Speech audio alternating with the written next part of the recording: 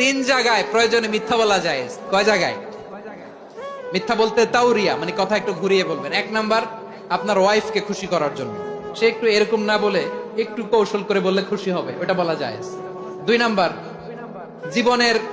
জীবন মরণের ব্যাপার, জান বাঁচানোর জন্য একটু কৌশল করে ঘুরিয়ে বললেন, এটা জায়েজ। তিন নাম্বার, দুইজন ঝগড়া লাগছে তাদেরকে মিলিয়ে দেওয়ার জন্য কৌশল করে একটু মিথ্যা বলা, ঘুরিয়ে বলা যায়। দুইজনের মধ্যে দেখলেন যে সম্পর্ক খারাপ, একজনরে বললেন, ভাই সে তো ওই দিন আপনার ব্যাপারে অনেক প্রশংসা। কি আমার ব্যাপারে প্রশংসা?